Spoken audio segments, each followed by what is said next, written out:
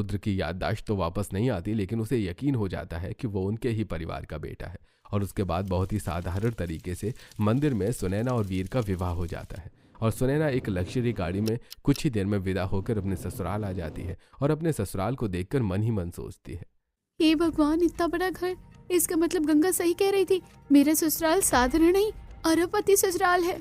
जैसे ही सुनैना अपने अरबपति ससुराल के दरवाजे की चौखट पर खड़ी होती है, उसे सोने की नक्काशी के दरवाजे दिखते हैं और कदमों के नीचे जयपुरी मलमल का कारपेट महसूस होता है और घर के अंदर हीरे मोती और अलग अलग रत्नों की चमक दिखाई देती है।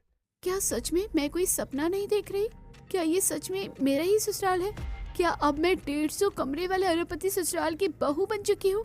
लेकिन मैं उनके घर में कैसे एडजस्ट हो पाऊंगी? क्या हो गया बेटा, आओ अपने ससुराल में गृह प्रवेश करो। नंदिनी, अपनी देवरानी का स्वागत करो। सुनैना की जेठानी नंदिनी सोने की जरी वाली कीमती साड़ी पहने हुए हैं और ऊपर से नीचे तक हीरे, पन्ना और नीलम के गहनों से लदी हुई हैं। वो चांदी का कलश नीचे रखती हैं और फिर बड़ा सा सोने का थाल लेकर उससे सुनैना की आरती उतारती हैं और उसे घर के अंदर बुलाती हैं। आओ सुनैना, तुम्हारे अरबपति ससुराल में तुम्हारा स्वागत है। आप लोगों ने अपनी मर्जी से मेरे बेटी की शादी तो करा ली, लेकिन मुझसे उम्मीद मत रखिएगा कि मैं इसे अपनी बहू स्वीकार कर लूंगी। बहू, तुम्हारी इज्जत से ज्यादा जरूरी मेरे वीर की जिंदगी है। सुनैना ही वो लड़की है जिसने मेरे वीर की जान बचाई, इसलिए अब मैं इस बारे में कोई बात नहीं सुनना चाहती। ये क्या हो रहा है घर में? आज हमारी छोटी बहू का गृह प्रवेश है और पद्मिनी, तुम आज भी नाराज हो रही हो? दादी जी, मैं सुनैना को उसके कमरे में छोड़कर आती हूँ। लंबा सफर तय करके आई है तो थक गई होगी, थोड़ा आराम कर लेगी। चलो नंदिनी, मेरे साथ कमरे में चलो।